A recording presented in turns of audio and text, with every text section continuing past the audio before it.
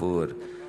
Allahumma salli wa sallim wa barik ala Sayyidina Muhammad wa ala alihi wa ashabihi ajma'in. Rekan-rekan sekalian, sudah siap belum ini? Hukum mendengar ilmu wajib, hukum motret kurang jelas ya. Terima kasih. Jadi acara ini diawali dengan WA dari Kang Aher. Kapan kita ngadakan acara subuh lagi? Sesudah dicari-cari waktu yang pas, yaitu tanggal 15 bulan Januari. Cocok. Kemudian saya hunting, siapa aja yang bisa hadir. Ini mau nelpon AA nih, Pak Syafi'i ini, Antoni Syafi'i waktu itu. Tapi keduluan oleh AA, ya kan? Beliau mau ngundang acara pertemuan ekonomi itu ya. Nah, lalu juga dapat masukan, Pak Ahmad ini katanya juga pakar ekonomi yang praktis. Tadi malam ini nyelap satu ketua MPR, ya. Silaturahim ke Darut Tauhid, mau tukar pikiran. Nah, udah Pak, ikut aja subuh. Pasti semuanya ini sudah diatur oleh Allah. Tidak ada yang kebetulan, semua sudah tercatat di Lauh Mahfuz. Benar? Makanya mudah-mudahan kita jadikan momentum ini, mau enggak sebulan sekali minimal kita begini? Nah, sudah ini ada kekhususan, yaitu acara makan bersama. Acungkan tangan yang bawa bekal masing-masing. Nah, ini masalahnya kan perjanjiannya supaya semua kebagian, semua bekal. Tapi tenang, Pak Aher menyediakan 5.000 bungkusan ya. Baik, alhamdulillah, terima kasih. Kita awali dulu dengan sambutan dari tuan rumah ya, yang mewakili Pusdai Gubernuran. Mang Aher, silakan.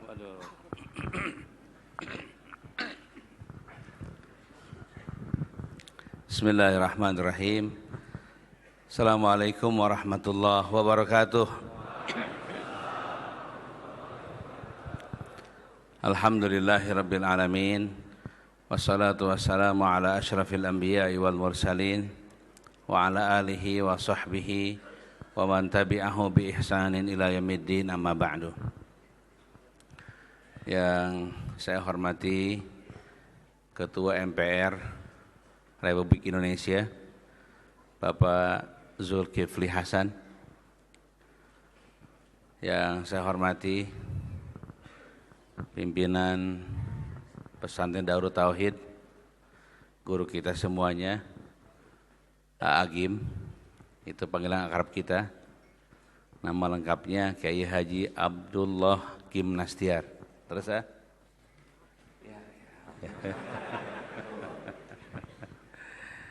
Juga yang saya hormati sahabat saya semenjak kursus bahasa Arab di Sukabumi,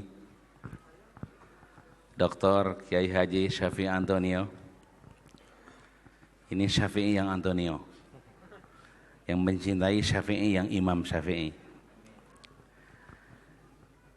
Juga yang saya hormati Ustadz Nasihun dan para pimpinan Dewan Kemakmuran Masjid, Pusdai, para tokoh sekalian yang tidak bisa disebut satu persatu, juga seluruh jamaah yang saya cintai, saya banggakan. Alhamdulillah, kita bersyukur kehadirat Allah Subhanahu wa Ta'ala atas segala nikmat, segala karunia yang Allah anugerahkan untuk kita, hingga pada subuh pagi ini kita bisa hadir bersama-sama setelah diawali pada malam harinya tasmi Quran, qiyamul lail, dan kemudian kita sholat subuh berjamaah di masjid yang mulia ini. Dan kita semua alhamdulillah dalam keadaan sehat walafiat.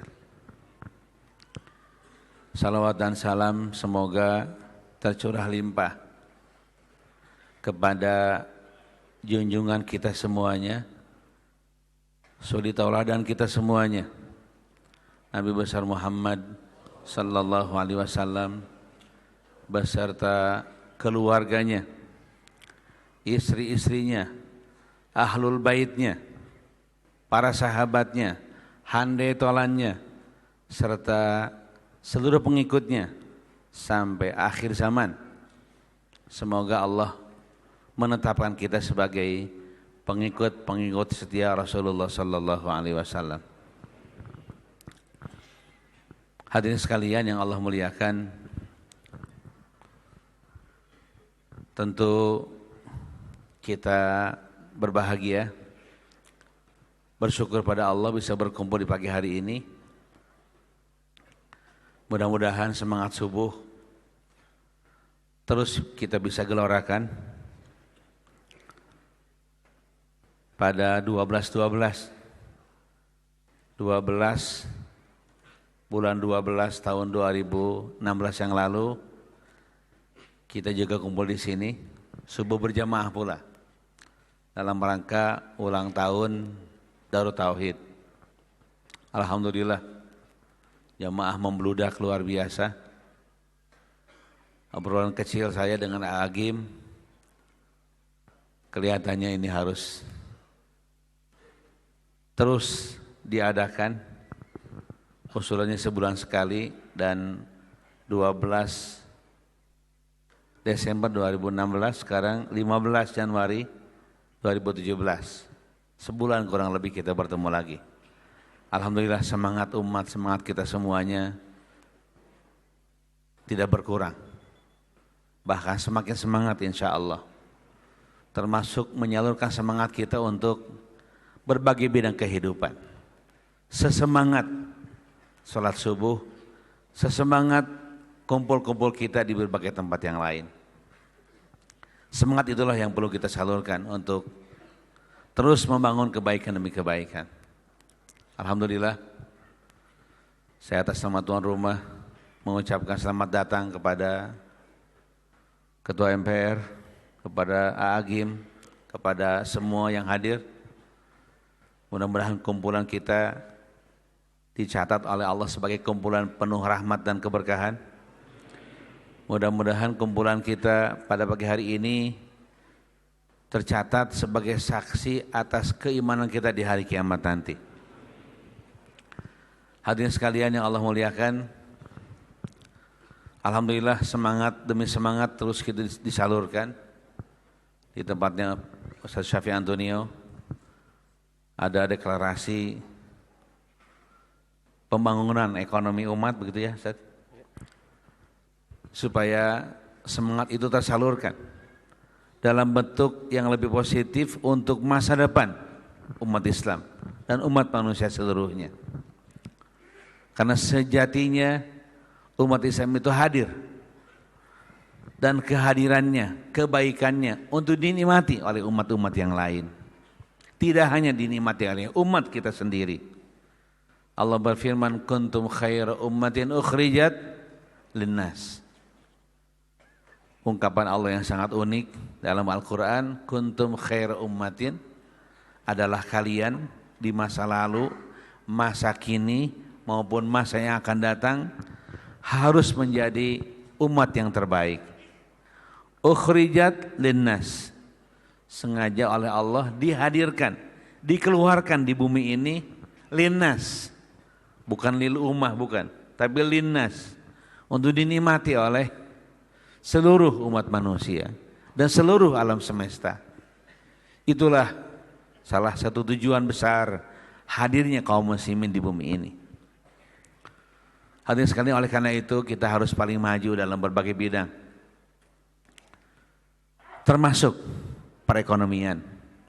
Alangkah indahnya kalau orang-orang yang mengelola alam semesta ini, orang-orang yang mengelola sumber daya alam yang ada di dalamnya, orang-orang yang mengelola kekayaan di belahan bumi ini adalah orang-orang bertakwa kepada Allah Subhanahu wa taala.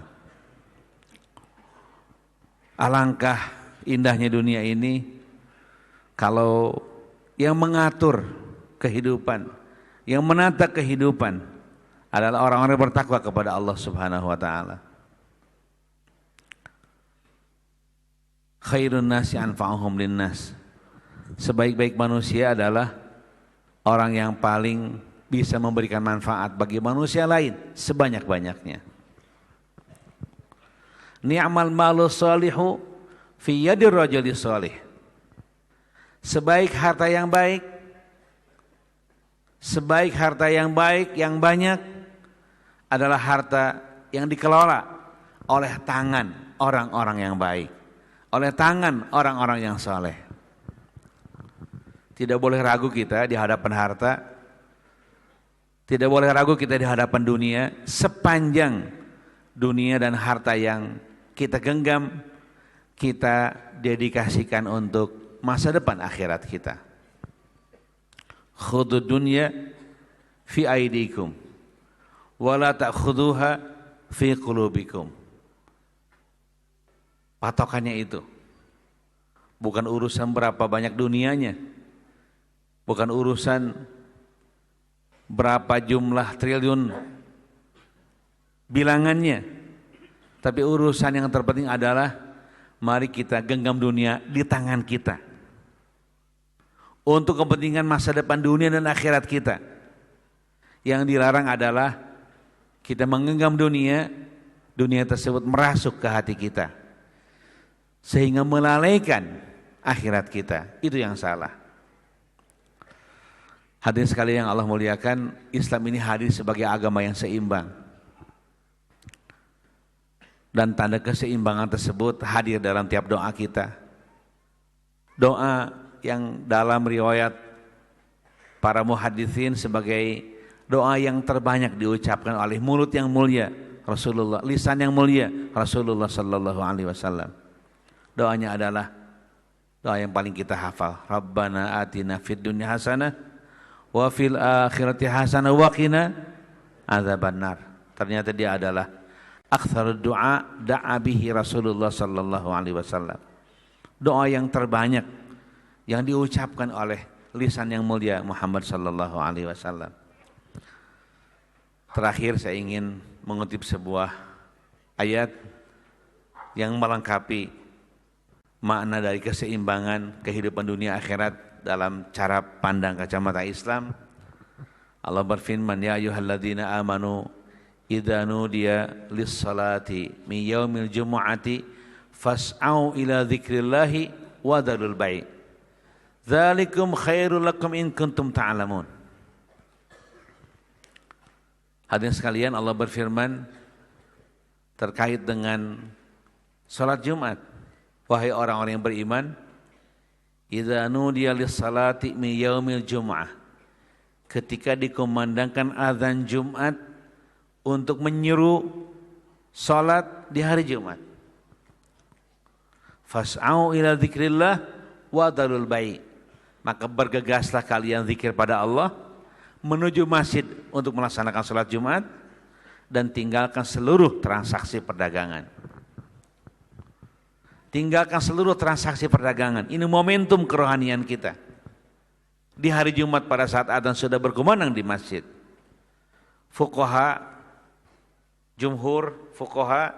Jumhur para ahli hadis, para ahli fikih menyebutkan bahwa jika ada laki-laki akil balik yang masih bertransaksi padahal di masjid sudah berkumandang adzan Jumat, maka transaksinya tidak sah.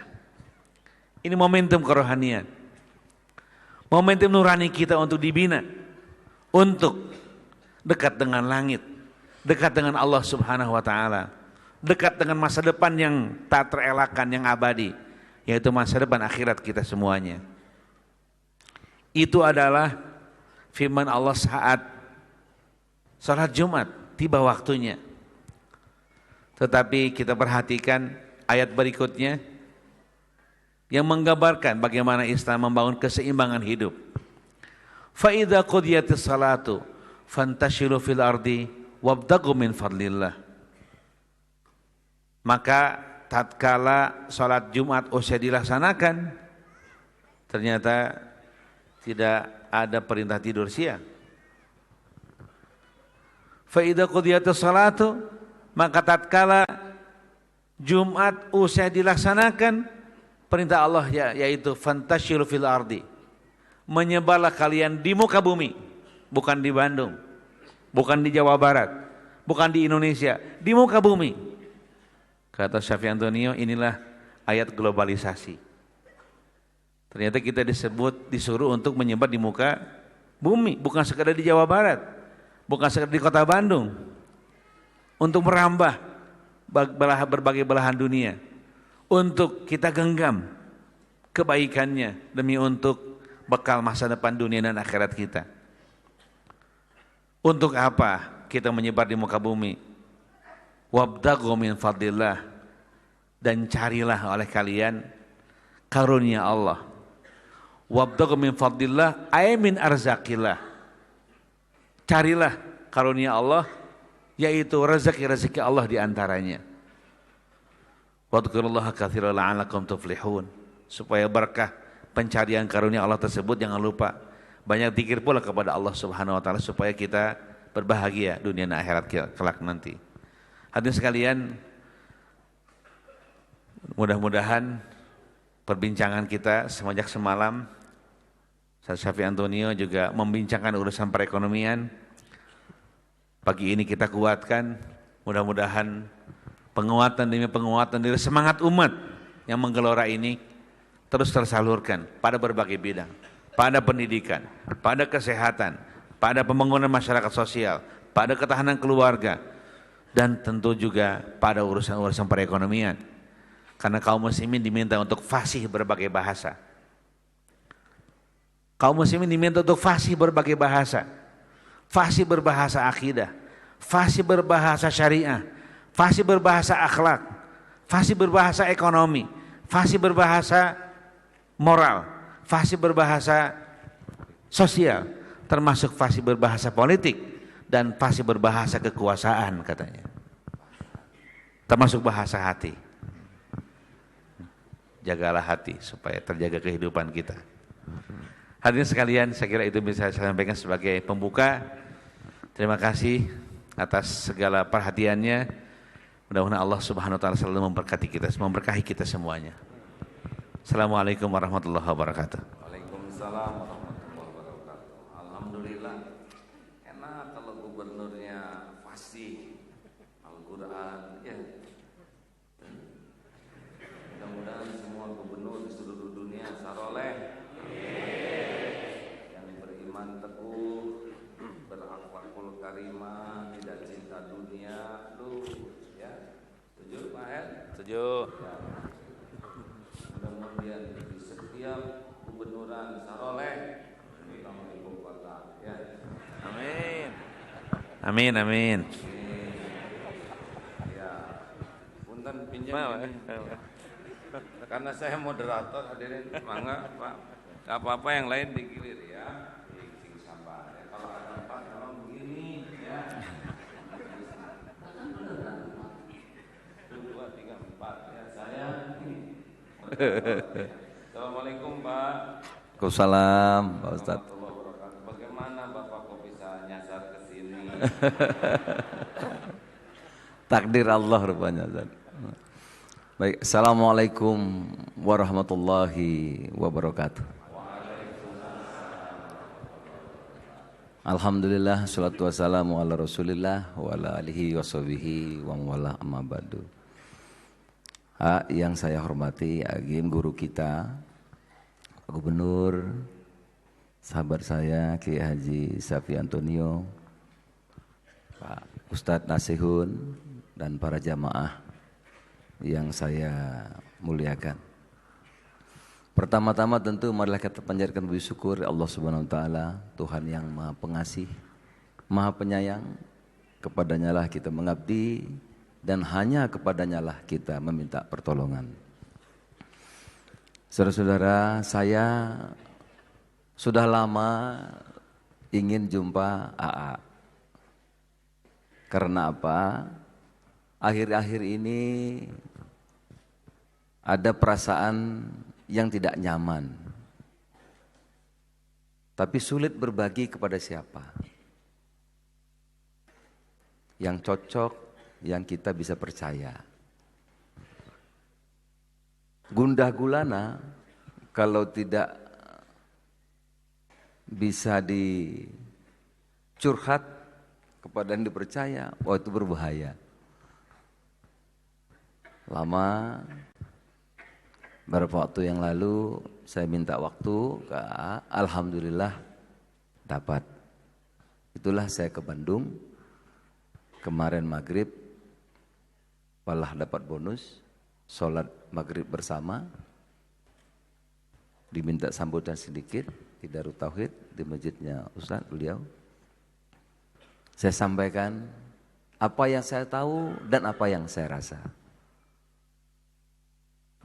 Alhamdulillah kira-kira setengah jam wajah saya berseri-seri, nampak sehat, itu lega, lapang. Saya bilang jangan sampai susahnya pindah ke AA gitu.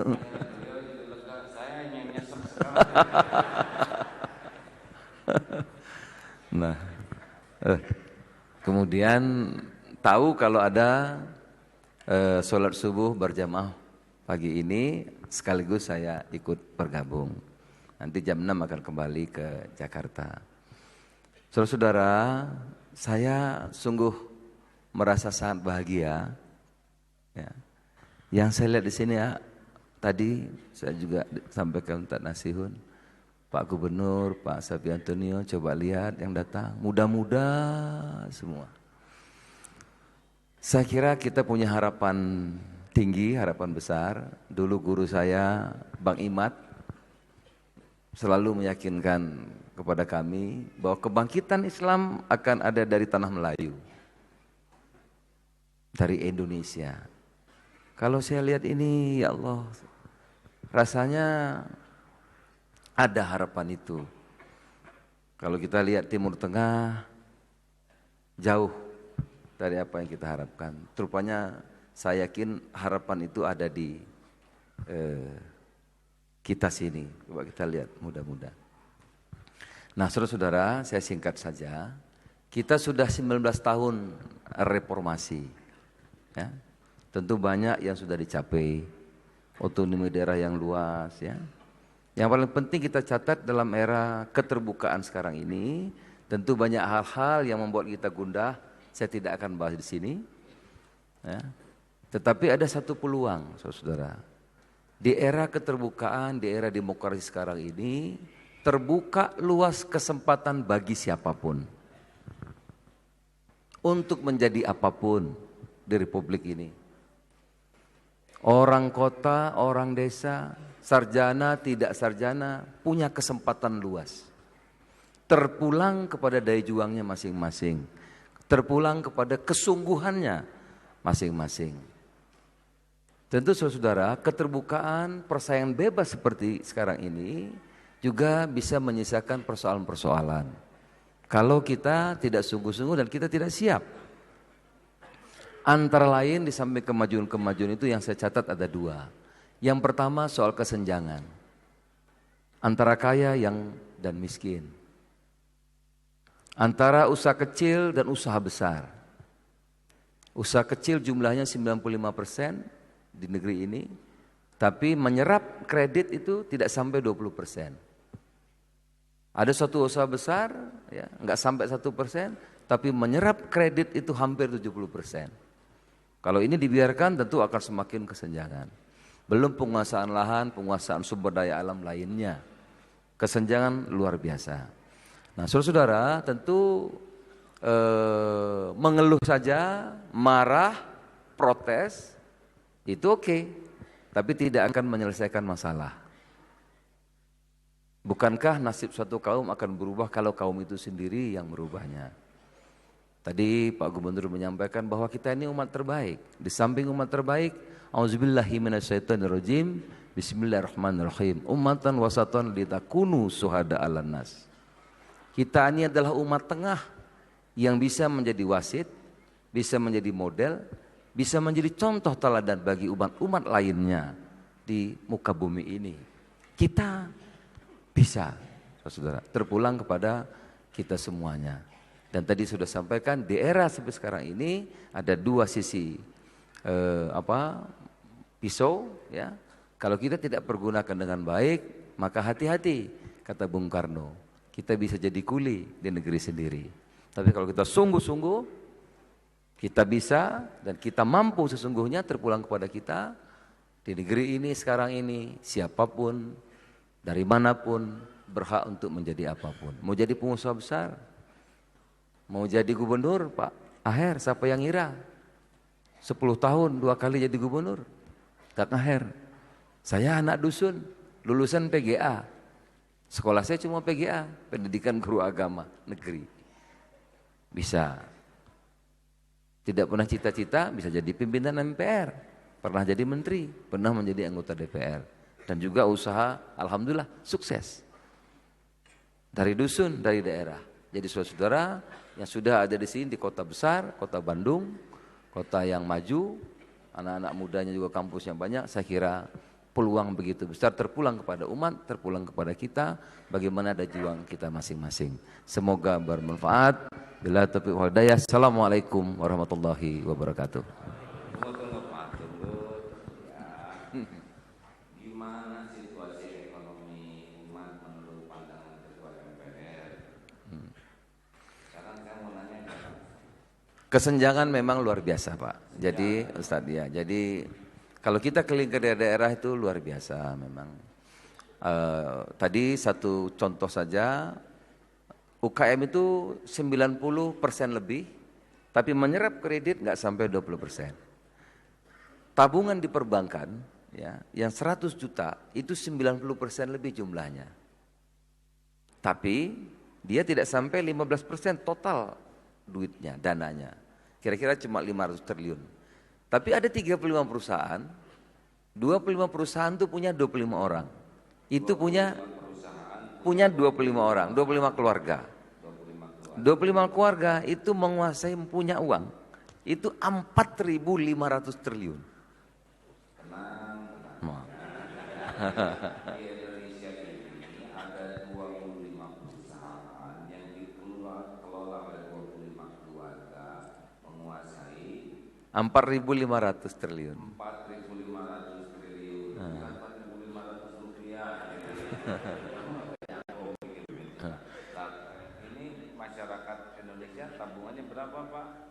Yang 100 jutaan itu 95%, kira-kira 500 triliun saja.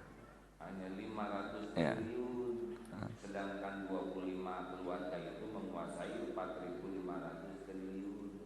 Nah, itulah fakta di Indonesia. Ya, tenang. Kita baru merintis nih. Jadi memang secara ekonomi umat Islam masih lemah ya. Jauh, Pak. Jauh, Ustaz. Ya. Jadi sangat lemah maksudnya. Dari segi media umat Islam bagaimana? Apalagi. Tapi sekarang kan sudah pintar medsos, sudah bisa ngimbangi. Ini juga nggak ada yang meliput, kita liput sendiri aja. Dari segi perpolitikan bagaimana Pak umat Islam? Nah, ini saya kira kita mesti kritis. Berita putih belum tentu putih adanya.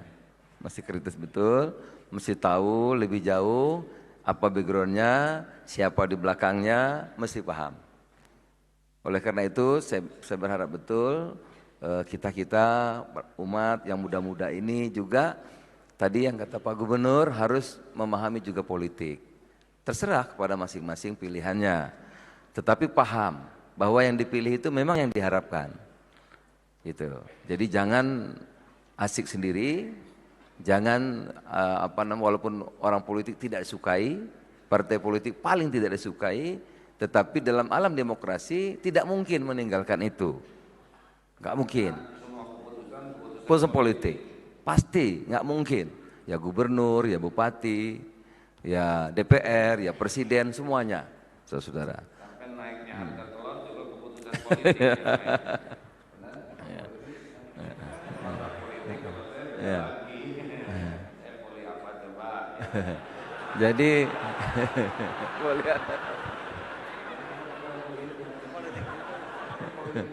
nah itu Pak Ustadz yang kita nggak berani, itu belum berani kita. Kita baru tik aja ujungnya. Jadi saudara harus tahu lebih jauh. Jangan asik dan tidak mau tahu, tidak mau harus paham siapa, apa backgroundnya, siapa di belakangnya. Saya kira itu penting sekali diketahui. Jadi punten memotongnya. Jadi semalam kita diskusi bahwa yang tampak di depan itu kita harus belajar juga untuk tahu siapa di belakangnya, siapa yang membiayainya, siapa yang menyetirnya. Jangan sampai kita sebagai umat Islam dicari suaranya bukan untuk kepentingan kita, tapi untuk kepentingan sesuatu yang lebih besar. Ini memang pola politik ini kalau tidak hati-hati membahaya. Yang aman itu aman jagalah hati.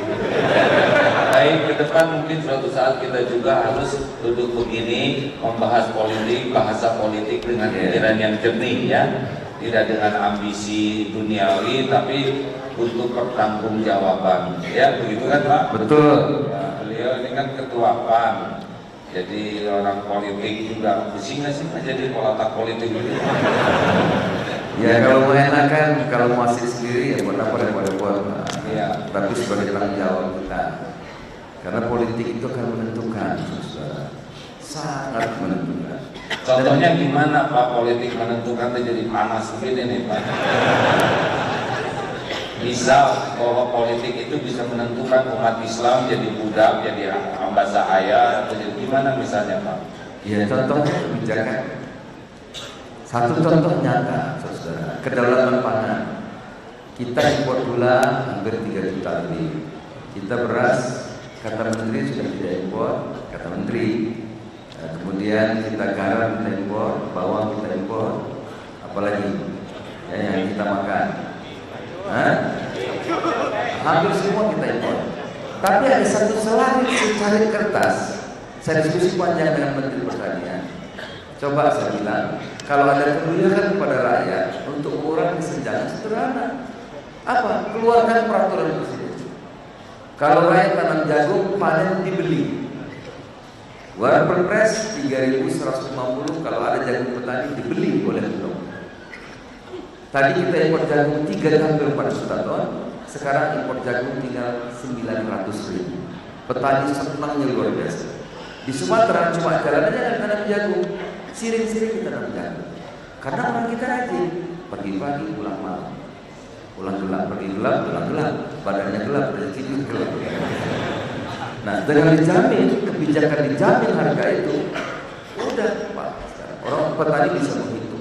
Saya mengatakan, Pak Menteri, lanjut dong kepada garam, kepada singkong, kepada tebu. Pak, ini aja saya hampir mental, hampir diberhentikan jadi menteri. Covid banyak. Jadi ini dulu yang satu jalan sebentar. Iya, satu ya. Nanti kita buat kebijakan makan jagung. Terima kasih Pak Ketua MPR, alhamdulillah. Nah ini memang lagi untung sekali tadi satu per provinsian beliau, per Indonesia beliau. Nah, kita kenal ya. Terima kasih Pak. Terima bahagia ini. Saya bahagia sekali. Bahagia sekali. Ya, apa yang dikatakan guru saya itu apa? Mudah-mudahan Pak Ustaz. Ya, agak tua dan kalau sedikit. Tapi ini coba siapa yang paling senior di antara kita? Ustaz Nasil, saya tahu Bapak. 61 Pak, awas saya. Kita akan tanya lagi ya. Beliau 61, 62 bulan 8, 861 bulan 8. Juni. Saya 62 bulan Januari, saya jadi yang kedua nih. Oh. 66 ya, masih main-main ini ya. 67 bayi. Memang sekarang yang katanya lagi diuji manggung tuh ya kata-kata tahun 60-an. Habib Rizik 65, Pak Gatot 60 paling senior, Pak Tito 64, ya tahun 66 pengalaman. Ya, itulah bukan keinginan kita takdir ya. Baik, sekarang kita ingin tahu Pak Saksi Indonesia dulu ya Pak ya. Silakan Ustaz. Assalamualaikum warahmatullahi wabarakatuh. Alhamdulillah, alhamdulillahilladzi ja'ala muslimina jasadan wahidan wa ja'ala wujudatan fima bainana baina Darut Tauhid, PAN, PKS, PBB, Gerindra, Golkar, P3 wa ahzabil ukhra. Insyaallah wa hadana fi hubbillah wa hubbi Rasulillah sallallahu alaihi wasallam wa hubbi nahdah hadhihi ummah wa khususan al-ummah al-islamiyah fi Indonesia wa insyaallah namudajan fil alamil islami amatan amma ba'd. Pertama-tama mari kita panjatkan puji syukur kepada Allah Subhanahu wa taala dengan nikmatnya kita bisa berkumpul bersilaturahim di tempat yang mulia ini bersama senior-senior saya semua di sini, wabil khusus pimpinan tertinggi Republik Indonesia, Ketua MPR, demikian juga guru kita semua lagi. Ini senior saya selama SMA dan kursus bahasa Arab, satu kursi, satu bangku, satu meja. Sejak di zaman Sukabumi 20 tahun lebih yang lalu, alhamdulillah, dengan Ustaz kita Ustaz Nasrun. Alhamdulillah tadi kita sudah mendapatkan sangat banyak pencerahan secara politik, secara sosial, secara spiritual dari Kakanda Zulkifli Hasan, dari Agim, dari Akhina Bapak Gubernur. Masya Allah kita harus fasih dalam berbagai bidang. Secara spiritualitas, keruhanian, kejiwaan kita harus mantap karena itu adalah asas yang utama. Di kancah politik memang kita harus berkuasa. Demikian juga di sisi sosial kita harus solid. Demikian juga di sisi ekonomi kita harus kuat. Pepatah mengatakan bil fulusi lulus, tanpa fulus kurus, terus menerus kurus bisa manfush.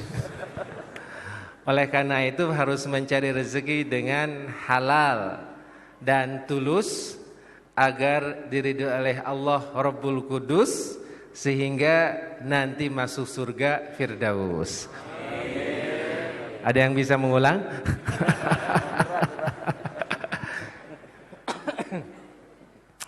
Bil fulusi lulus, tanpa fulus kurus, terus menerus kurus bisa manfush. Manfush dalam semua bidang. Manfush dalam media, manfush tidak jadi masjidnya, manfush terlambat yatim piatunya, manfush tidak bisa tercetak ikroknya, manfush tidak ada AC perpustakaannya, dan kita tidak bisa membangun izzatul Islam. Nah, itulah sesungguhnya kenapa dalam surat As-Saff surat ke-61 ayat 10 dan 11 Allah mengatakan bahwa penguasaan ekonomi di samping penguasaan politik, sosial, budaya itu adalah jihad. Kenapa itu disebut dengan jihad? A'udzubillahi minasyaitonirrajim. Bismillahirrahmanirrahim.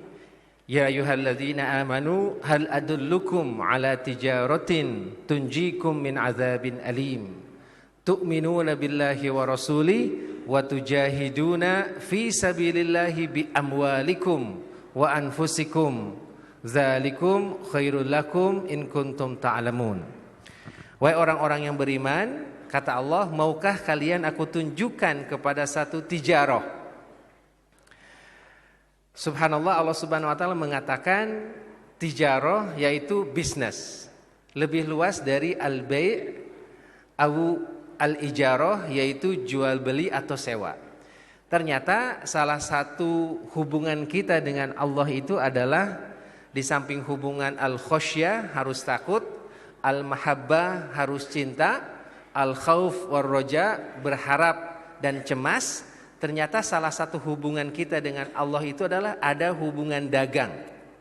We are as a seller, Allah is a buyer. Kita sebagai penjual amal dan Allah sebagai pembelinya. Saya ulangi, kita sebagai penjual amal dan Allah adalah sebagai pembelinya. Dalam hubungan dagang kita dengan Allah itu hubungannya luar biasa.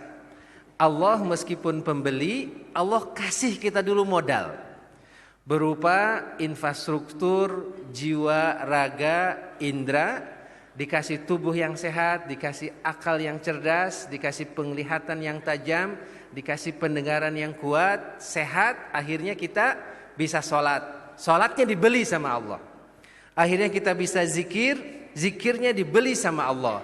Kita bisa berikhtiar, mencari nafkah, dijadikan sebagai jihad oleh Allah Subhanahu wa taala. Semua yang kita lakukan dibeli sama Allah Subhanahu wa taala dengan perhitungan yang subhanallah berlipat ganda. Satu kebaikan dilipatkan jadi 10, dilipatkan jadi 700 kali lipat, bahkan dilipatkan di atas itu semua. Tapi Allah itu maha adil. Kalau kesalahan hanya menjadi -1 jikalau terjadi. Jikalau tidak terjadi tetap 0, bahkan jikalau kita menghindari maksiat dijadikannya tetap bonus. Itulah hubungan dagang kita dengan Allah.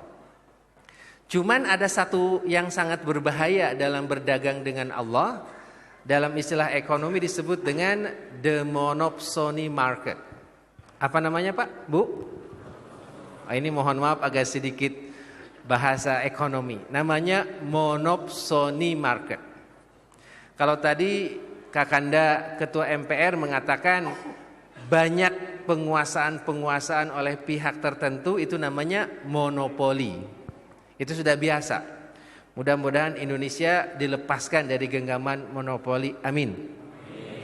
Nah, yang disebut dengan market monopsony itu adalah penjualnya banyak, pedagangnya banyak, tapi pembelinya cuma 1 atau sedikit. Nah, semua dari kita ini adalah penjual amal. Penjual sholat tahajud, penjual sholat duha, penjual sholat zuhur, penjual zikir, penjual gerakan sosial, penjual kebangkitan ekonomi, penjual amal-amal baik di pesantren. Tapi ternyata pembelinya cuma 1, yaitu Allah Subhanahu wa taala. Artinya, jikalau amal kita itu buruk, kita tidak bisa menjual ke market lain. Jikalau ada wudhu yang kurang pas, nggak bisa dijual di Surabaya. Jikalau ada takbiratul ihram kurang pas, tajwid, ikhfa, idgham, gunnah, bila gunnah dalam Al-Fatihah itu nggak pas, tidak ada pihak lain yang membeli.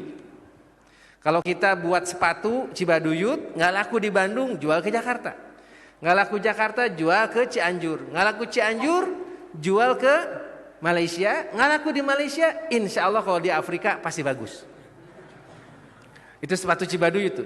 Cuman jika amal kita tidak ada yang menerima selain Allah, itulah bahayanya. Jadi Allah Maha Pengampun, Allah Maha Penyayang, Maha melipat gandakan jual beli dengan kita. Tapi jika kualitas amalnya buruk, nggak ada market lain yang membeli. Itulah mengapa pentingnya berguru, berilmu dan belajar terus. Saya salut kepada bapak-bapak di sini, Kakanda Pak Zulkifli, walaupun sudah kaya raya dengan bisnisnya, jadi menteri tetap belajar sampai jadi doktor. Pak Ahmad Heriawan dari Bandung ke Bogor sampai insya Allah jadi doktor penuh di samping doktor honoris causa yang banyak itu. Agim juga Masya Allah belajar terus. Kiai Nasihun juga demikian. Itu dari sisi spiritualitas jual beli. Nah yang kedua dari sisi penguasaan ekonomi ternyata adalah jihad juga. Wa tujahiduna fi sabilillahi bi amwalikum wa anfusikum. Berjihad di jalan Allah dengan hartamu, baru dengan jiwamu. Nah, di sini para ulama bertanya, limadza quddima al-jihad bil mali awalan, summa yalihi al-jihad bil anfusi saniyan. Mengapa Allah Subhanahu wa taala menyebut dalam surat Shaf ini al-jihad dengan uang dulu, baru jihad dengan jiwa kemudian? Ulama ada beberapa tafsir. Tafsir yang pertama adalah step by step. It is impossible to sacrifice your life before you able to sacrifice your wealth and time. Yang pertama adalah step by step. Tidak mungkin kita mengorbankan jiwa, itu berat. Seperti ke Palestina, kita ngebantu Rohingya, itu susah. Tapi jika lo ngirim mie instan, ngirim selimut, ngirim obat-obatan, itu bisa. Jadi step by step. Tapi ada tafsir yang kedua yang sangat menarik. Ma yumkin an tujahid fil Islam illa biwujudil mal. Tidak mungkin kita bisa berjihad dalam Islam kecuali ada uang, ada kekuatan ekonomi, ada infrastruktur. Karena tidak mungkin kita bisa menyelenggarakan sholat Jumat dengan tenang di masjid kecuali ada betonnya, kecuali ada gentingnya. Tidak mungkin kita bisa menyapa anak yatim kecuali kita menyiapkan pakaiannya. Tidak mungkin kita menampung para duafa kecuali kita menyiapkan makanannya. Tidak mungkin kita memberantas buta huruf Al-Quran kecuali kita mencetak Qurannya. Tidak mungkin kita menyebarkan informasi yang bermanfaat ke seluruh Indonesia kecuali ada TV-nya. TV itu mahal, satelit itu sangat amat mahal. Genting, semen, pabrik keramik itu juga besar. Jadi Islam baru akan tegak jikalau kekuatan ekonomi itu tegak. Makanya mengapa zakat itu salah satu rukun Islam. Pertama karena dia pemerataan, yang kedua karena dia super amat sangat penting. Nah, disinilah bapak-bapak dan ibu-ibu yang dirahmati oleh Allah Subhanahu wa taala, mencari rezeki yang halal ternyata itu bukan sunnah. Tolabul halali fardun ba'dal faraid. Mencari rezeki yang halal itu fardu ba'dal faraid, setelah melaksanakan solat-solat yang fardu. Jadi bapak keluar pergi bekerja, itu insya Allah al-jihad. Ibu memasak roti, memasak kue, kemudian dijual di warung tetangga, itu adalah jihad. Ada anak muda mendesain sistem software untuk kemaslahatan perusahaan tertentu, itu adalah jihad. Ada yang membuat sinetron Islami, itu adalah jihad. Ada yang mendesain kerudung, itu adalah jihad.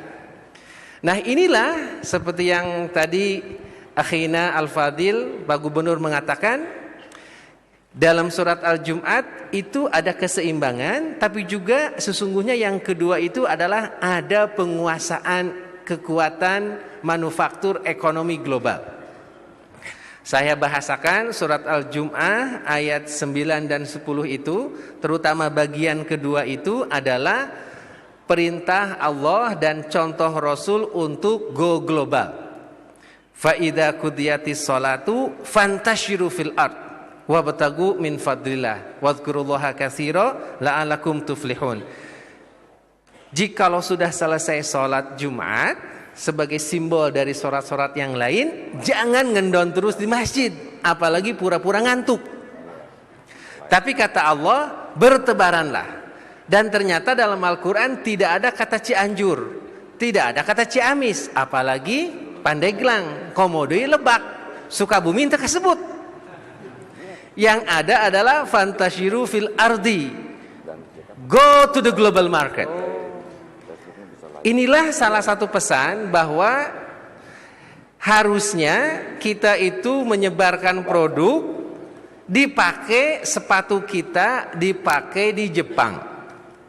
Kita harus buat AC kita dipakai di Amerika. Produk buah-buahan kita, jeruk Garut, apel Malang, itu harus menyebar sampai ke Paris. Kopi dari Pandeglang, dari Priangan, itu harus menyebar ke Itali. Nah, inilah sesungguhnya yang disebut dengan rahmatan lil alamin. Kita memproduksi barang, kita sebar ke Shanghai, kita sebar ke Tokyo, kita sebar ke New York, kita sebar ke Luxembourg, kita sebar ke seluruh dunia. Itulah yang terjadi pada zaman Umayyah. Itulah yang terjadi pada zaman Abbasiyah, itulah yang terjadi pada zaman Utsmaniyah, itulah yang terjadi pada kebesaran Cordova. Yang ini harus kita bangun kembali. Dan itu adalah jihad. Dan itu adalah jihad. Nah, yang pertama yang harus kita bangun, bagaimana kita banyak memproduksi, kemudian kita kuat secara ekonomi, dan kita bergotong royong di antara kita bagaimana memperbesar kekuatan investasi. Nah, sebagai bagian akhir, alhamdulillah kita sudah berkumpul di 2012. Begitu besar kekuatan umat. Menurut Google Earth tidak kurang dari 7,2 atau 7,4 juta. Nah, kekuatan umat ini jangan habis di jalan. Tapi bagaimana ini bisa dipusatkan menjadi buying power, investment power. Bagaimana bisa menjadi kekuatan daya produksi, daya beli, dan daya investasi.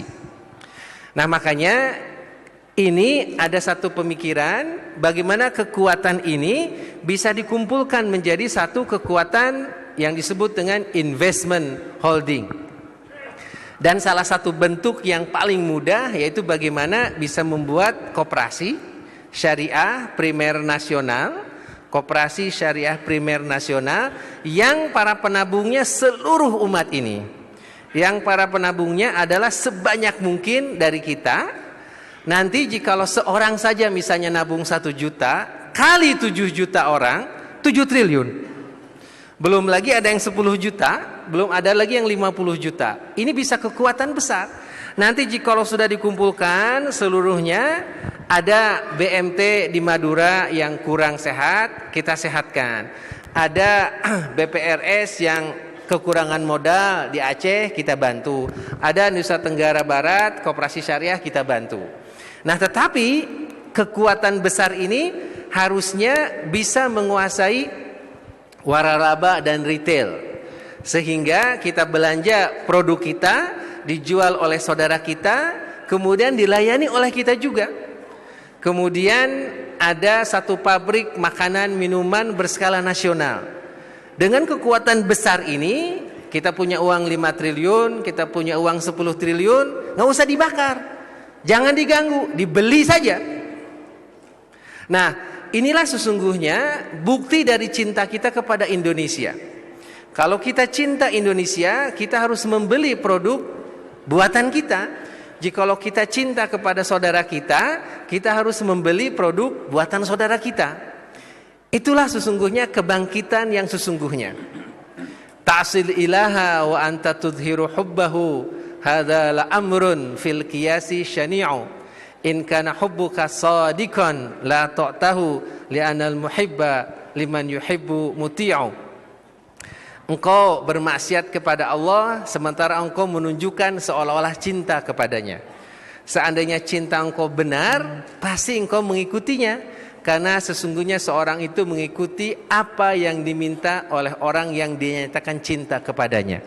Nah, jikalau kita cinta kepada umat, cinta kepada ulama, cinta kepada negeri ini, mari negeri ini kita bangun dengan kekuatan kita. Karena tidak ada yang akan bisa menjadi pimpinan kecuali dengan suara umat. Tidak akan pernah ada yang menjadi gubernur kecuali dengan suara umat Islam. Tidak ada yang akan pernah menjadi presiden kecuali dengan ridho suara umat Islam. Tidak ada yang akan maju usaha makanan dan minuman kecuali dibeli oleh kita. Tidak ada lembaga keuangan yang bisa berdiri besar kecuali dibeli oleh kita. Mari kita cintai produk lokal, kurangin produk asing. Mari kita makan buah lokal, kurangin import. Mari kita perbanyak ekspor sampai ke Eropa, ke Amerika, ke Jepang, ke Australia, Selandia Baru, agar produk-produk dunia itu dibuat dari Bandung, dibuat dari Jakarta, dibuat dari Makassar, dibuat dari Aceh. Kan indah. Dan mari kita satukan kekuatan ini agar menyatu, Tidak usah mengganggu yang kecil, justru kalau sudah besar ini nanti kita bisa salurkan lagi kepada yang kecil. Pendaftarannya belum dimulai, mungkin insya Allah sekitar hari Jumat. Pendaftarannya hari Jumat insya Allah. Dan kalau ada yang berseliweran di medsos, itu adalah berseliweran yang tidak benar. Karena 212 menjadi gadis cantik, semua orang ingin buat. Nah ini sekarang bagaimana dikonsolidasikan biar satu, biar patennya sudah didaftarkan ke Kemenkumham. Kemudian kita ingin taat aturan sesuai dengan aturan pemerintah. Secara perbankan harus jelas, tidak boleh ada pembayaran tunai, tapi semuanya harus lewat banking, semuanya harus digital, dan semuanya harus cashless, tanpa uang tunai yang beredar. Mudah-mudahan dengan ini ada sikoh, dan mudah-mudahan dengan ini ada kepercayaan. Kita bangun kembali Indonesia dengan semangat sholat subuh berjamaah. Kita bangun kembali Indonesia secara fasih, baik secara ekonomi, secara sosial, secara budaya, dan secara politik. Amin ya rabbal alamin. Billahi taufiq wa hidayah. Wassalamualaikum warahmatullahi wabarakatuh. Yang ini kurang keras katanya bunyi. Yang ini bagaimana? Sama ya. Ini ada yang belum takbir. Kita takbirnya jangan dulu begini, sebab di masjid begini saja ya. Allahu Akbar. Allahu Akbar. Allahu Akbar. Ya, kamu kalau di sini begini saja ya. Nanti kalau lagi di Palestina boleh begini ya. Halo. Terima kasih Pak.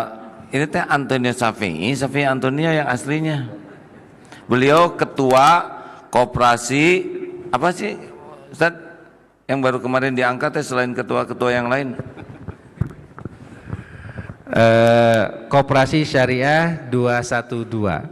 Nah sekarang memang ada beberapa yang latah mendirikan koperasi 212. Ada yang di Jogja, ada yang di Jakarta Selatan. Nah itu semua disuruh melebur satu persatu supaya 212 itu hanya satu primer nasional. Tapi ada yang bandel buat website ngumpulin dari masyarakat. Nah ini yang menjadi PR, bagaimana ini menjadi satu, bagaimana ini profesional, bagaimana ini auditable, bagaimana ini menjadi besar. Nah nanti jikalau ini besar, insya Allah ini akan menjadi satu kekuatan alternatif secara ekonomi. Bersama-sama dan berjamaah kita berinvestasi di sini. Tapi jadi daftar, bayar atau gimana sih Ustaz yang jelas atau gimana ya? Kan ini kan sebab beberapa udah megang dompet nih ya. Jadi nanti akan ada web yang akan diinformasikan di media sosial. Webnya sedang dirapihkan sampai final, karena sekali keluar harus final. Kemudian setelah mengisi nama, ngupload nomor KTP, fotokopi KTP, kemudian juga ada nomor WA dan email. Nah nanti dikirim, misalnya uang simpanan pokoknya 212.000, simple. Simpanan wajibnya hanya 10.000 per bulan, bisa dibayar sekali setahun 120.000, jadi 332.000. Cuman di situ nanti akan ada tabungan investasi, baik untuk properti syariah, untuk retail waralaba syariah, dan untuk membeli lembaga keuangan syariah nasional. Itu boleh 1 juta, boleh 2 juta, 50 juta, 1 miliar, 2 miliar, terserah. Kemudian juga mungkin ada wakaf tunai produktif, itu juga tidak ada batasnya. Dikirim, set. Nah setelah dikirim nanti diterima oleh sistem. Sistem akan meng-email balik, terima kasih Bapak Ibu sudah mendaftar, mohon disetorkan ke rekening ini. Nah nanti ketika Bapak Ibu dengan nomor registrasi, ketika memasukkan registrasi akan muncul nama Bapak Ibu sekalian. Jadi namanya virtual account, akan muncul nama Bapak Ibu sekalian. Nah disetorkanlah ke situ. Setelah dibayarkan, katakanlah ini 212.000, ini 120.000, jadi 320 plus 5 juta. Jadi 5.320.000 kita bayarkan melalui nomor rekening ada di Bank Syariah Mandiri, Bank BRI Syariah dan BNI Syariah, ujungnya 212 semua. Kemudian kita nanti dapat balasan email lagi, benar ini sudah terima dan sudah bayar. Nah, mudah-mudahan ini nanti akan berjalan hari Jumat. Kalau ada yang berseliweran saat-saat ini, jangan mengirim, karena itu adalah hoax dan itu adalah yang tidak bertanggung jawab. Di Indonesia biasa kalau yang kayak gini suka banyak. Nah, mudah-mudahan nanti banyak sekali yang ngawasin. Harapannya ini bisa menjadi satu kekuatan nasional baru. Kita berdayakan orang yang belum punya pekerjaan, kita memproduksi barang-barang yang selama ini diimpor. Amin ya rabbal alamin. Terima kasih Pak. Punten. Alhamdulillah, saya tadi garis bawahi, tidak ada pemimpin yang terpilih di Indonesia kecuali harus lewat suara umat Islam. Padahal belum tentu mereka komitmen ke umat Islam.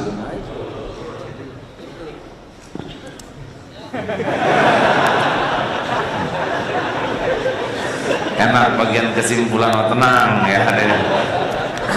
Jadi ini penting sekali untuk kesadaran kita bahwa para pemimpin yang suka ke Islam maupun yang tidak suka ke Islam, mereka tetap membidik suara umat Islam. Makanya kita harus pinter, jangan sampai kita dikadalin. Saya jarang berbicara setegas ini, baru hari ini dijangkrikin, dikuyain, ya, termasuk dalam ekonomi. Itu perusahaan sampo laku gara-gara ketombe umat Islam, benar? Serius ini hadirin.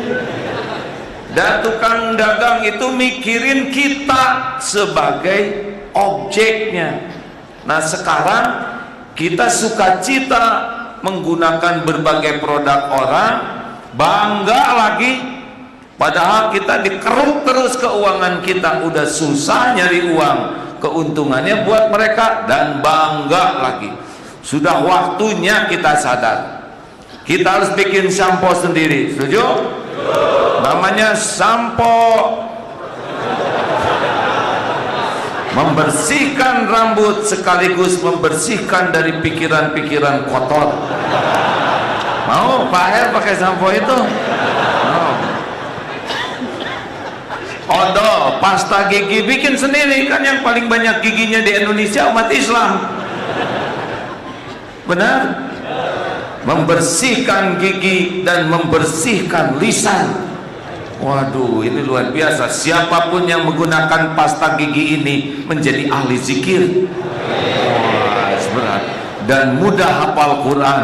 Wah, udah diborong, ini diborong udah. Habis nih odol nih ada. Waduh, senang nih dagang, belum juga produksi. Dulu, cerita sedikit, maaf ya Ustaz Nasion ya. Saya tukang dagang dari TK Pak.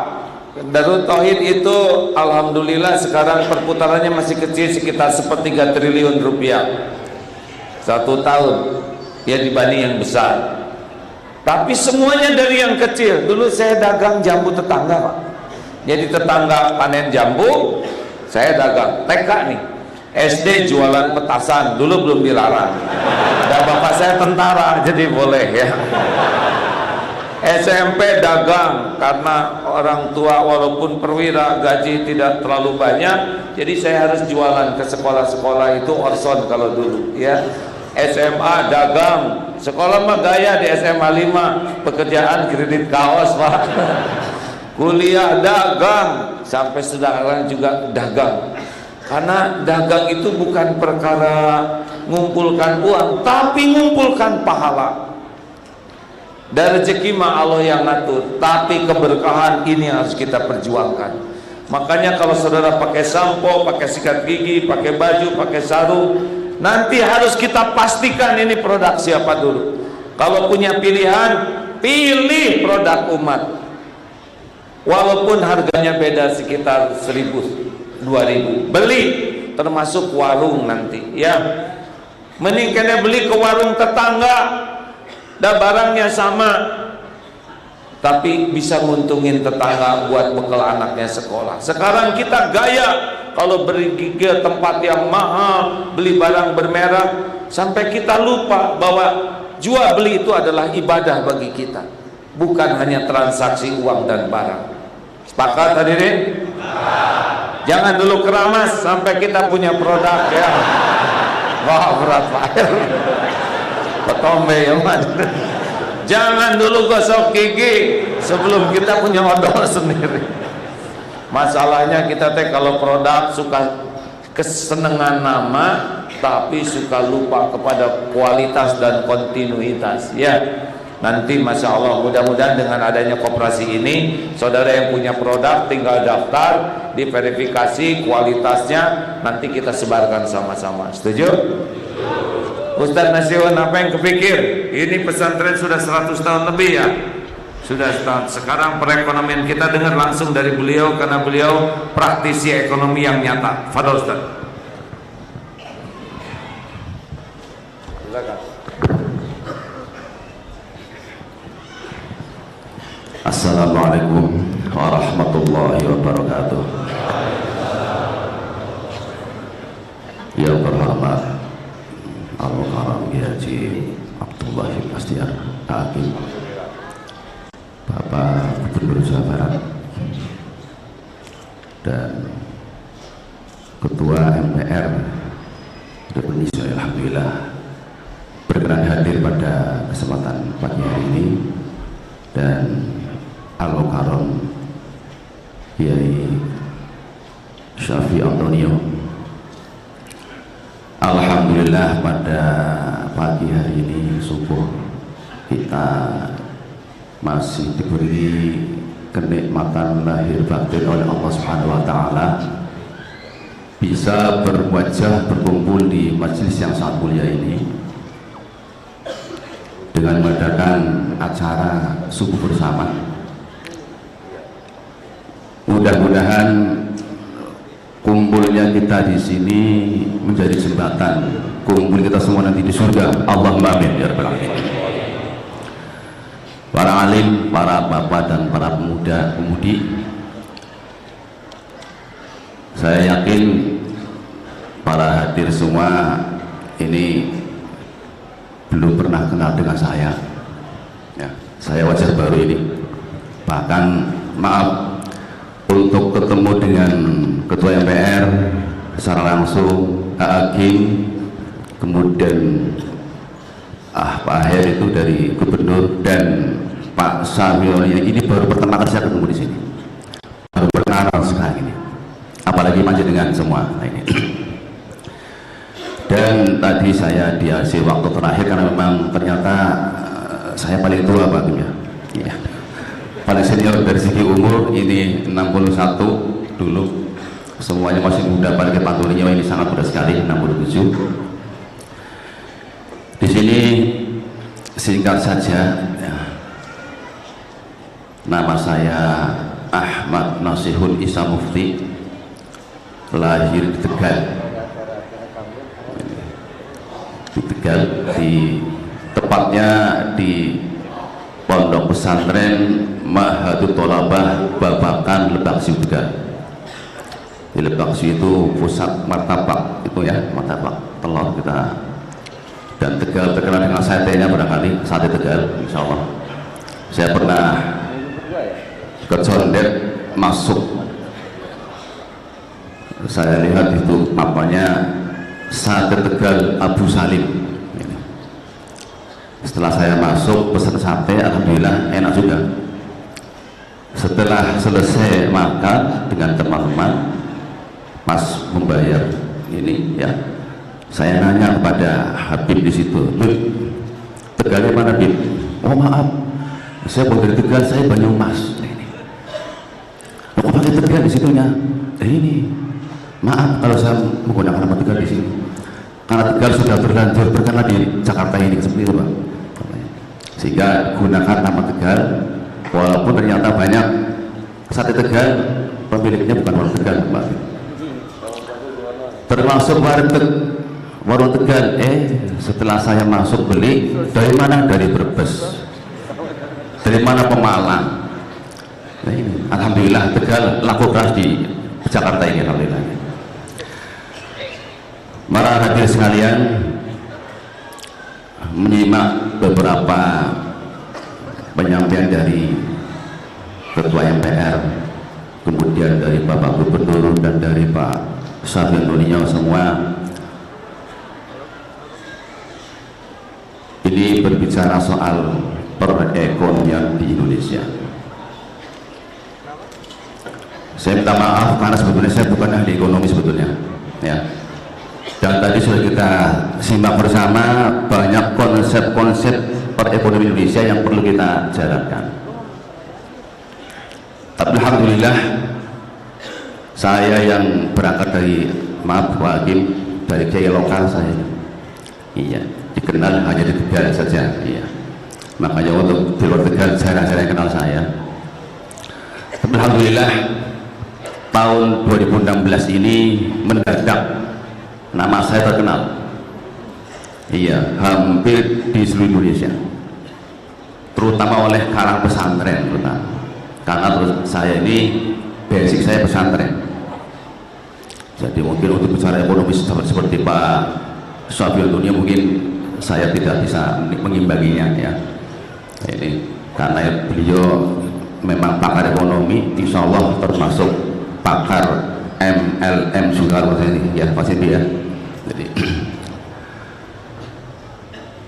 di sini sederhana saja.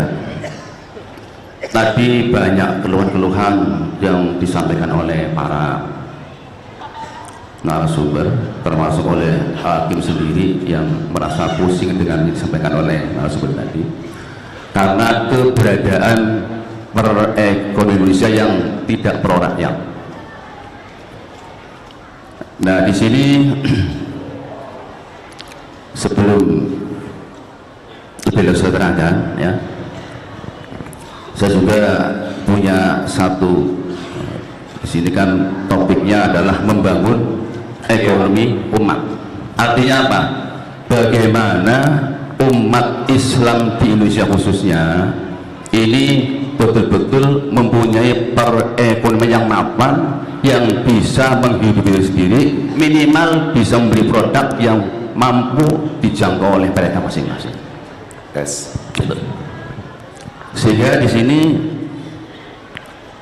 karena memang kompetensi sekali, ada juga patah yang mengatakan al-fulus, kalau tadi pantunnya katanya al-fulus, ya, saya juga punya patah Arab. Al-fulus ruhun nufus. Roh itu di fulus ini adalah roh dari jiwa kita. Faman faqadahu bahwa mampus. Siapa yang tidak punya uang, maka tunggu saatnya untuk mampus namanya. Nah, disinilah Allah Ta'ala lewat Nabi Muhammad SAW ini mewajibkan seluruh umat Islam khususnya untuk berekonomi, untuk mencari nafkah.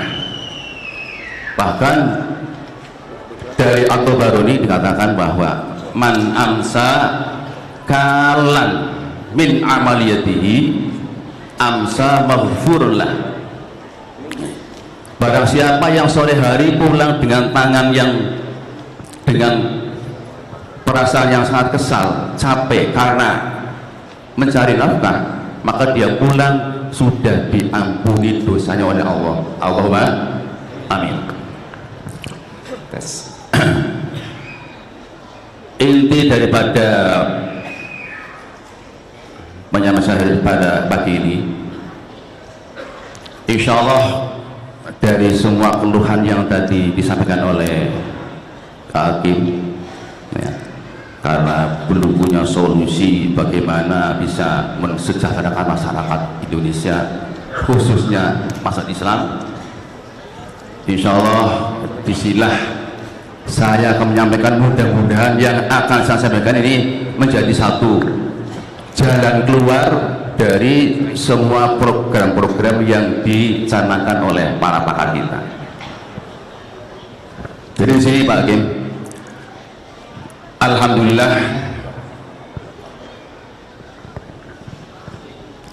saya ini tahun 2014 ini mendirikan, jadi sudah berjalan.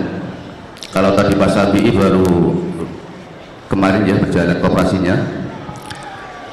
2014 saya mendirikan paguyuban yang bernama Paguyuban Pemberdaya Potensi Pesantren, disingkat P4.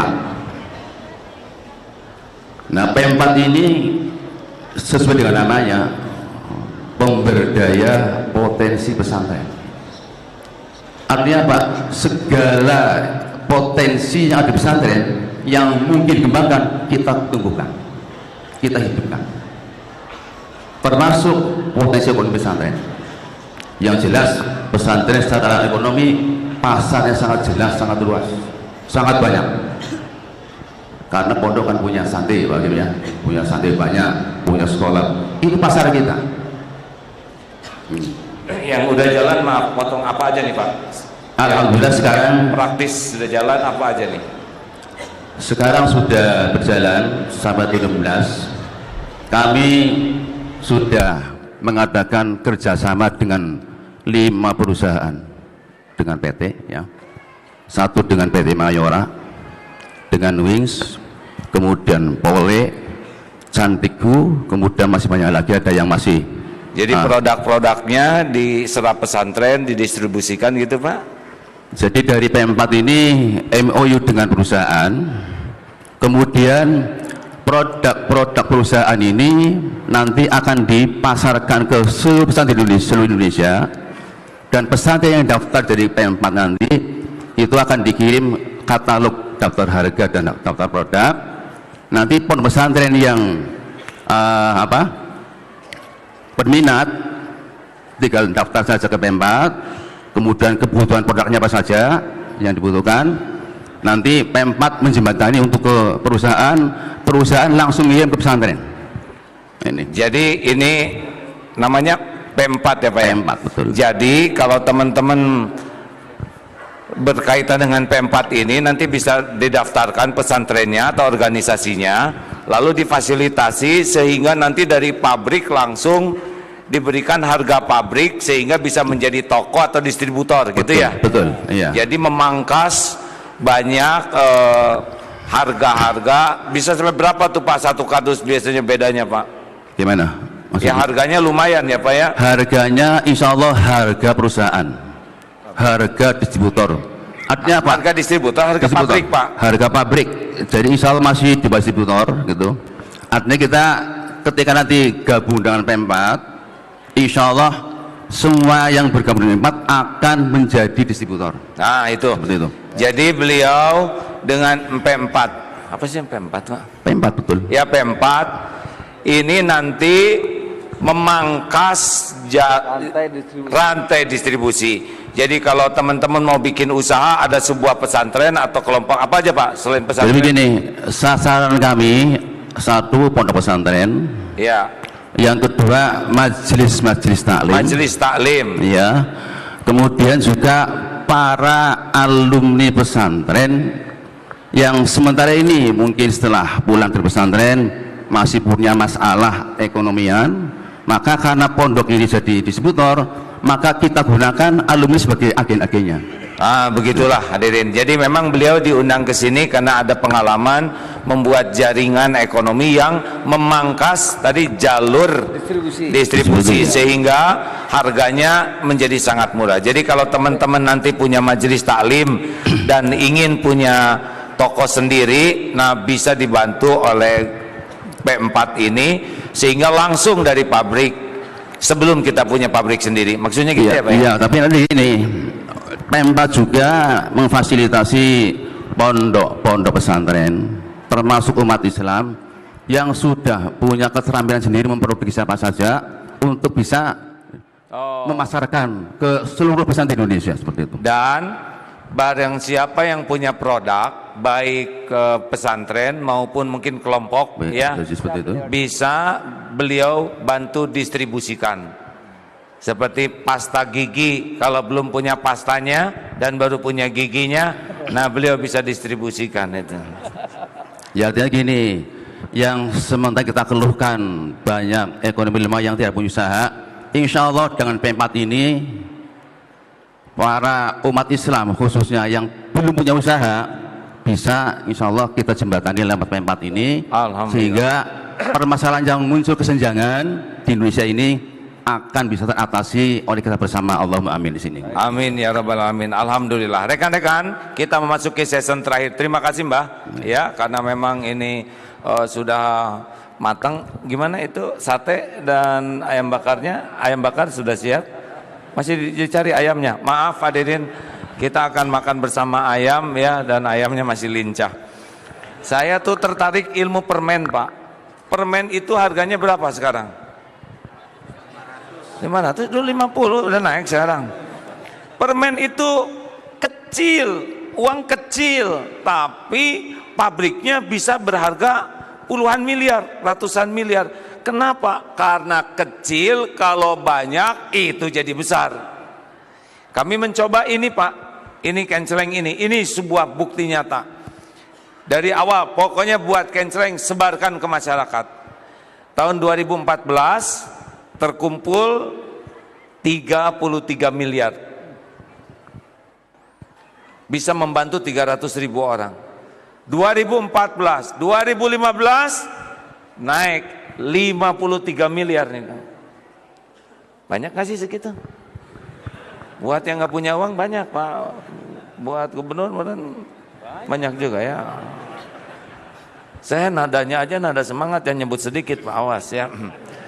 Tahun 2016 kemarin naik 83 miliar.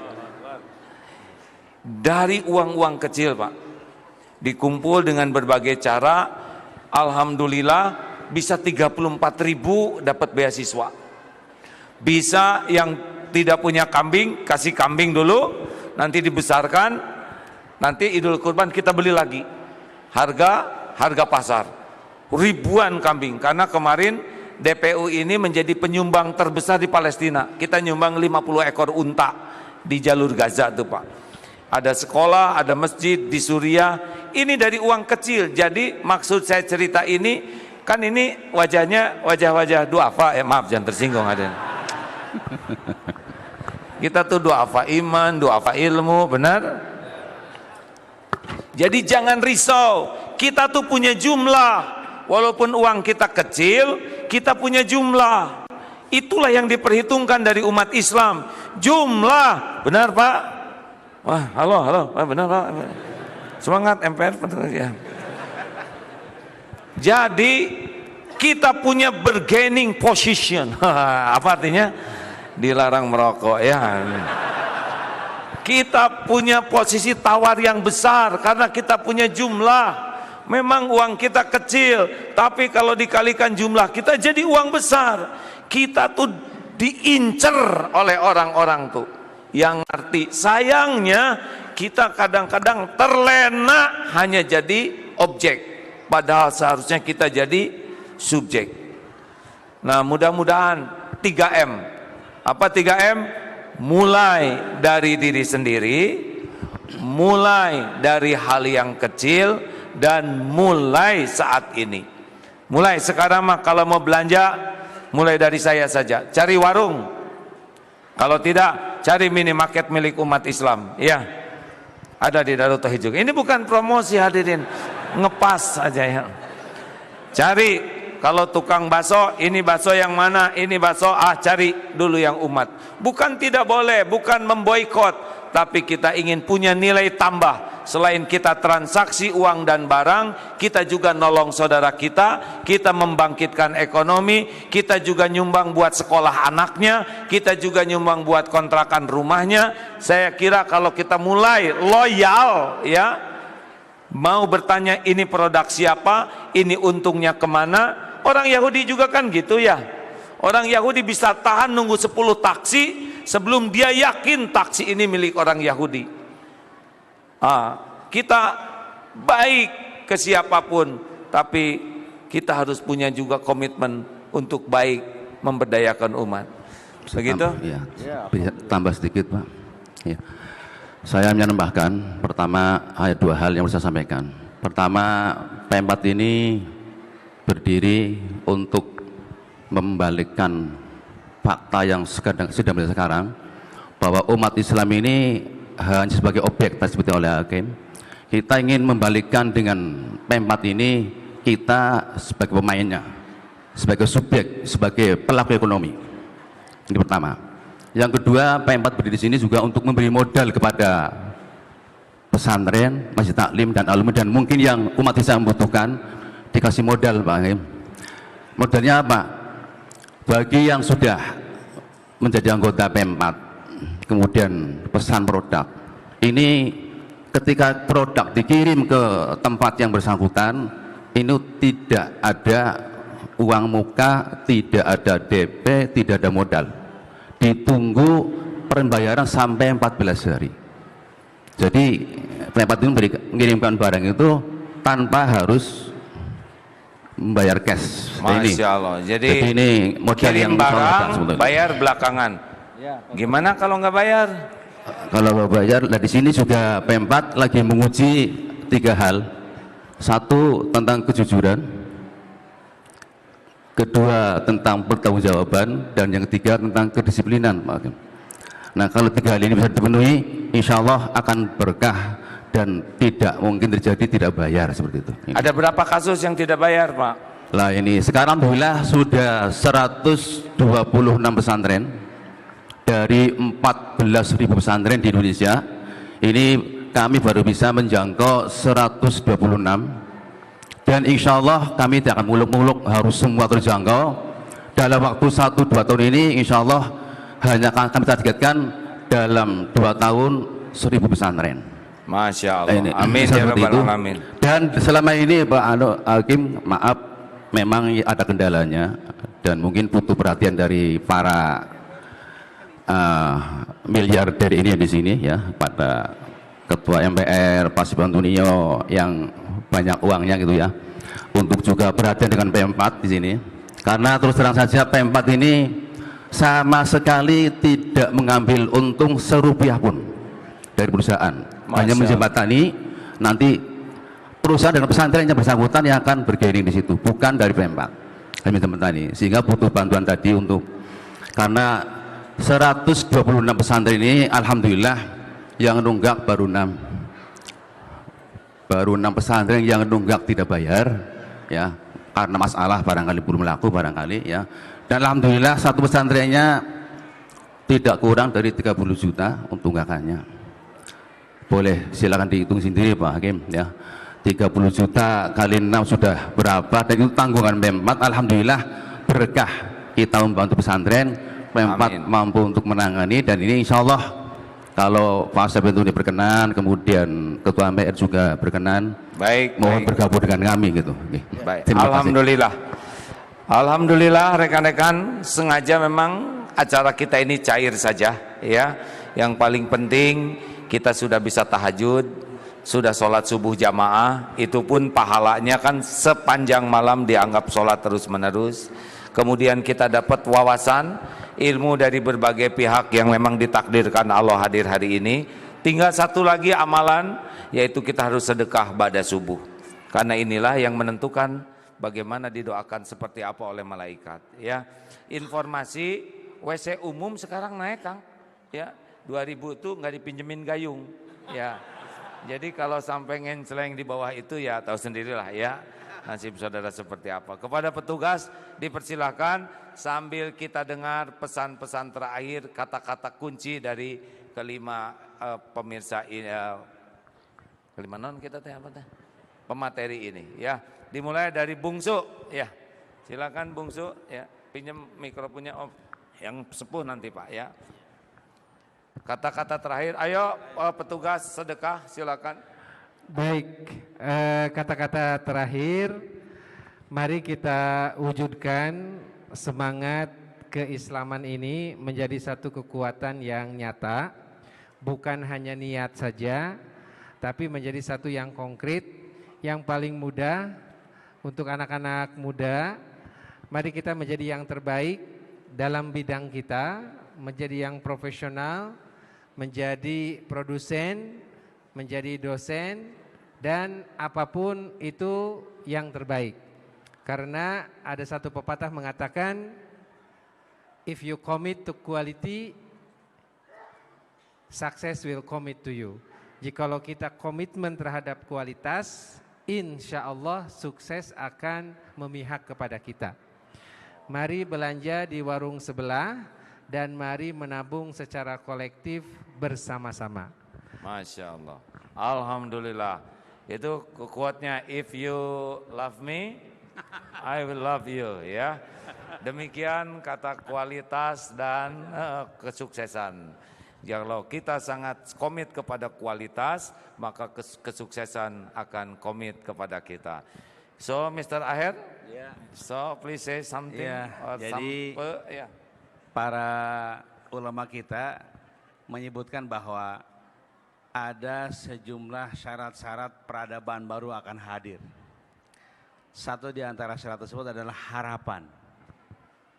Dan kita sebagai umat Islam, harapan itu masih ada, dan harapan itu membentang jauh sampai ke alam akhirat. Dengan kondisi yang boleh jadi bagi sebagian orang pesimis pada hari ini, tapi kita sebagai umat yang berharap kepada Allah Subhanahu wa taala, yang harapannya membentang jauh sampai hari akhirat nanti, mari bentangkan harapan sambut masa depan. Insya Allah dengan semangat kita, dengan kerja keras kita, masa depan di tangan kita. Masya Allah, Alhamdulillah. Harapan untuk hari kemarin kita bertobat, untuk hari ini kita bersyukur, untuk hari esok kita berdoa. Karena doa itulah yang akan menguatkan harapan kita. Begitu maksudnya Pak? Ya. Alhamdulillah. Enak bagian nyimpulkan hadirin ini. Saudara-saudara, untuk menjadi maju, untuk menjadi pintar, berkuasa, sukses, bukanlah jalan yang mudah, tapi jalan yang penuh tantangan dan berliku.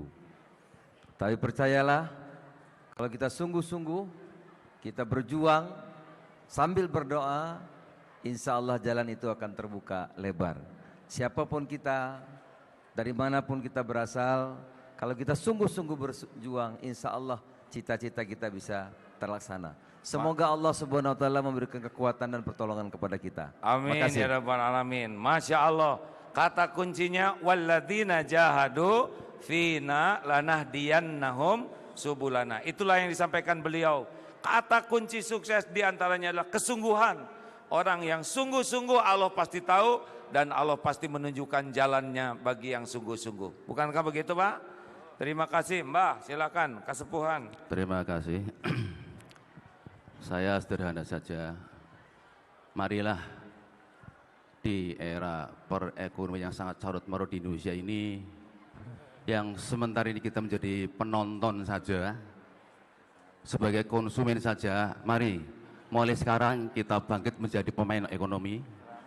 Kita dirikan mat-mat di pesantren, mat-mat di desa-desa, yang mat itu kita miliki oleh kita sendiri, oleh umat Islam, sehingga kita betul-betul jadi pemain ekonomi di Indonesia ini.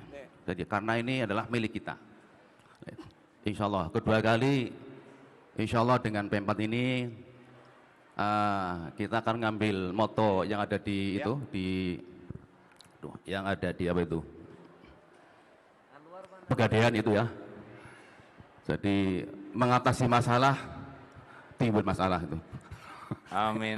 Kalau di sini tidak, insya Allah mengatasi masalah, kemudian masalah itu akan selesai dengan adanya perekonomian yang mapan di seluruh umat Islam di ibu Indonesia. Allahumma amin ya rabbal alamin. Amin ya rabbal alamin. Hadirin sekalian, jadi jangan cuma jadi objek. Marilah kita belajar menjadi subjek dengan 3M. Apa? Mana suaranya? Salah.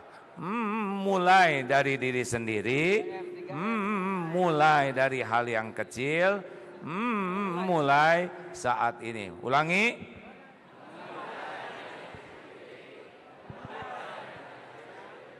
Mulai saat ini. Ayo, nanti kita lihat belanjanya di mana. Alhamdulillah, Pak Aher menyediakan jamuan di luar. Ada beberapa bungkusan, nggak tahu isinya apa ya. Pokoknya terimalah bungkusan itu. Juga dari jamaah banyak yang patungan menyediakan hampir 1 juta ya, kurang 999. Silakan sahabat-sahabat sesudah sholat Isyraq kemudian bisa santapan siang, dan sudah disediakan pula persenjataan khas yaitu pengki, sapu lidi untuk bebersih. Siapa tahu satu sampah itulah yang menentukan jodoh saudara ya. Siapa tahu surga, jodoh dulu Pak, bertahap ya. Jodoh itulah naon tadi? Sampah itulah yang siapa tahu membuahkan ampunan, dan mungut sampah itulah yang mempertemukan saudara dengan bidadari di sorga. Pak Aher kan minat kan ya, terutama Pak Safi Antonio ya, dan yang lainnya. Mudah-mudahan pulang dari sini bersih, tidak ada sampah sama sekali. Siap? Siapa yang akan datang bulan depan? Jong. Siapa yang akan ngajak teman bulan depan minggu ketiga? Ajak seorang, ajak 3 ya, insya Allah. Mari kita tutup dengan doa akhir majelis. Subhanakallahumma wa bihamdika asyhadu an la ilaha illa anta astaghfiruka wa atubu ilaik. Alhamdulillah. Assalamualaikum warahmatullahi wabarakatuh. Waalaikumsalam warahmatullahi wabarakatuh.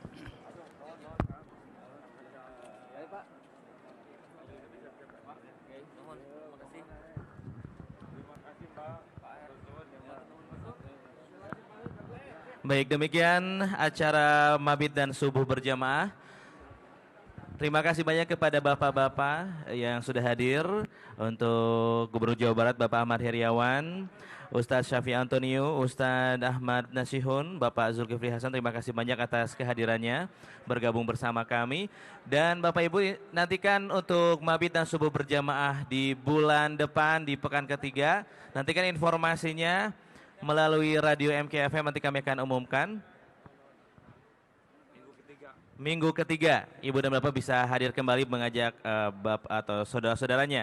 Dan juga setelah ini ada informasi dari panitia untuk hari ini jam 8 ada kegiatan tablik akbar yang dihadiri oleh juga Gubernur Jawa Barat di Masjid Alun-Alun Bandung jam 8 sampai dengan selesai. Silakan bisa hadir juga setelah acara ini. Terima kasih atas kehadirannya. Wassalamualaikum warahmatullahi wabarakatuh.